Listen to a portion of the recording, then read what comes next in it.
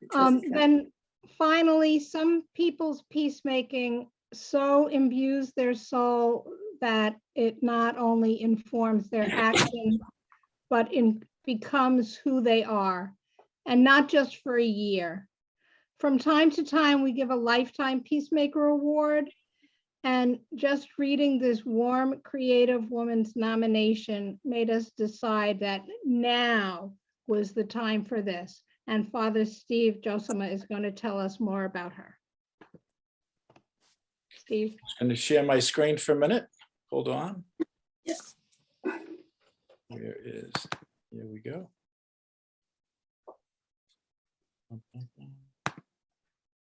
Can everybody see that? Yes. It's really my pleasure and honor to introduce this woman who needs no introduction.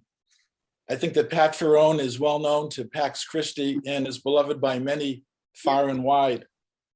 However, you may know Pat as a sister, a wife, a mother, a grandmother, friend, colleague, advocate. You really can't separate any of these roles from the thread of gospel peacemaking, which she has woven into the tapestry of her life. Pat embodies what gospel peacemaking is all about. She is nonviolent to the core and exudes a gentle strength, an all-inclusive faith, and an unconditional love in all of her undertakings and encounters. Pat embodies radical empathy. And instead of calling people out, she has a wonderful way of calling people into a deeper conversation, a deeper dialogue into the human community, into the beloved community. Her respectfulness invites even her adversaries into deeper dialogue and seldom fails to affect those most needed steps to transformation. Pat's history as a peacemaker includes being a founding member of Needham Peace and Justice. Pat has launched and participated in many agape initiatives, including Catholic Call to Peacemaking. After the invasion of Afghanistan, and called on Catholics to renounce the invasion of Iraq and walk in the way of peace. Pat's efforts to end the death penalty are extensive and include the following: her faithful participation at yearly anti-death penalty vigils at Boston State House, preparing timely and well-written stations for the annual Stations of the Cross, focused on the death penalty. Joined Agape with very few others in the peace community in vigils in the Moakley Federal Courthouse calling for Havay Sanayats to be spared the death penalty. Assisted through Pax Christi and other channels in helping Agape's effort to obtain a commutation for Billy Neal Moore, which was successful. She's offered pastoral and spiritual accompaniment of a death row inmate through letter writing and eventually face-to-face meetings until he was executed, as well as maintaining connections of support and hope with prisoners at Guantanamo. Pat was the founding member of St. Susanna's Peace and Justice Group, which in time evolved into our parish Pax Christi group, with Pat as our mentor and guiding force. This group has been a constant peace presence in the parish and local community, as well as visible in state and national issues. In this capacity, Pat has inspired and organized countless peace initiatives, actions, programs, protests, witnesses, advocacy, vigils, campaigns, and services that connect not only with folks in the pews, but also with an ever-growing number of other faith communities. Pat has even taken to the pulpit at St. Susanna to raise awareness and challenge parishioners, invited many a speaker to present it at our adult ed sessions.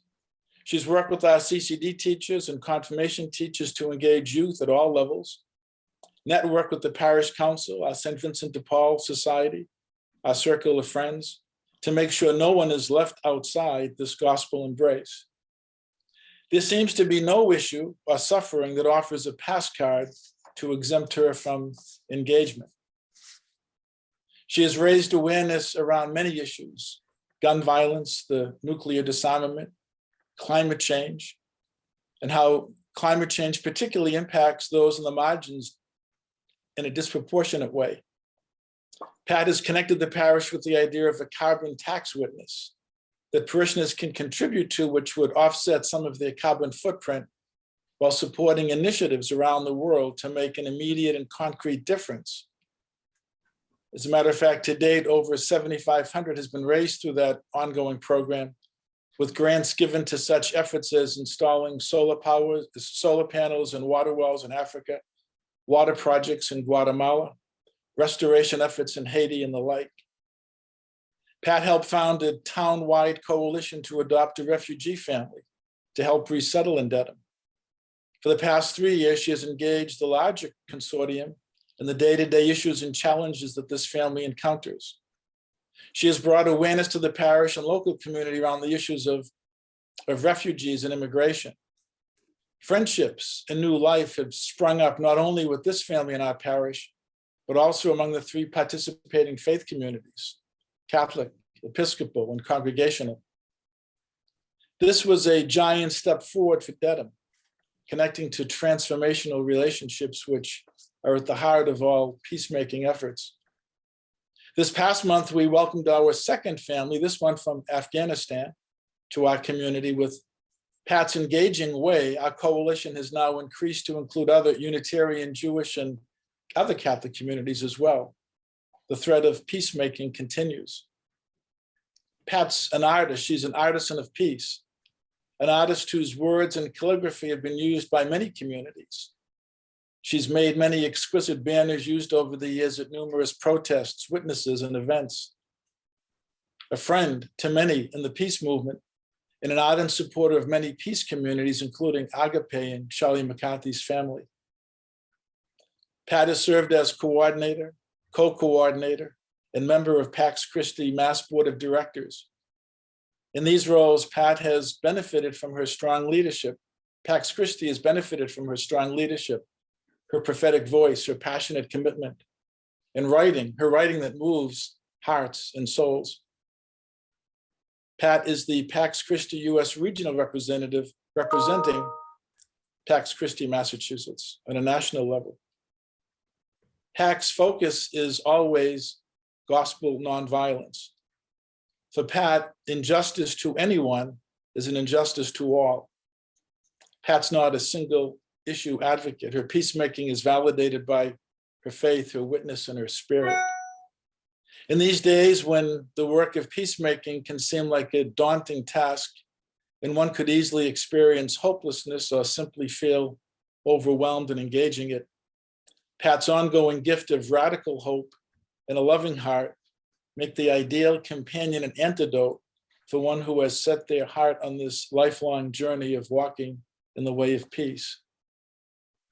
Her peacemaking is validated by her deep faith, her persevering witness, her gentle spirit, her radical hope, and her unconditional love. This Lifetime Achievement Award is well-fitting for the tapestry of peacemaking that Pat has woven as her way of embracing, transforming, and nurturing this world of ours in the way of peace. Delighted to introduce and welcome Pat to say a few words in response to that, and I will take this picture down. I was trying to get a picture of just Pat this morning at the last minute, and I thought that picture captured her spirit in so many ways. But she brings the church out to the world, and she brings the world into the church, and she's supported by her loved ones and her colleagues, and kind of says it all. Her scope is a wide scope, and her tapestry is a wide tapestry that certainly encompasses her lifetime. What can I say? I mean, it took me a long time to write the introduction to Eli McCarthy. So to respond to that, Steve, is just beyond. I mean, we've had a great time doing the work, haven't we? And I love that picture because it reminds me that in the beginning, the only person missing there who should be there would be Charlie McCarthy, because he started the whole thing going, Charlie McCarthy, and then Susanna Brayton, and then the Needham Peace and Justice group with Sally Gould and other people, and then finding Pax Christi and finding Saint Susanna. God knew what God was doing in putting us all together, because it has been a grand adventure And I couldn't have hoped to work with better people. Do you know, when you're feeling down and then you have these people who are still at it, my goodness. And then the Pax Christi board, my family, it's interesting. I had no idea, but I thought, oh my gosh, my kids are actually joining in to watch this program today. And I thought, and my grandson from Colorado, and I'm thinking, what did they do? But gee, it's taken me this long to get them pulled in. And then Richard and Cynthia from New York City. Thank you very, very much. And I guess I'm going to keep at it till it's time for me to go in some way or another. And I'm grateful, and I'm grateful for everybody being here. And thank you, just thank you so much. That's very beautiful. Love it. What? You forgot Maribel. Oh, my sister Maribeth's here too. Sorry. Okay, thank you, everyone. So it's just a marvelous thing.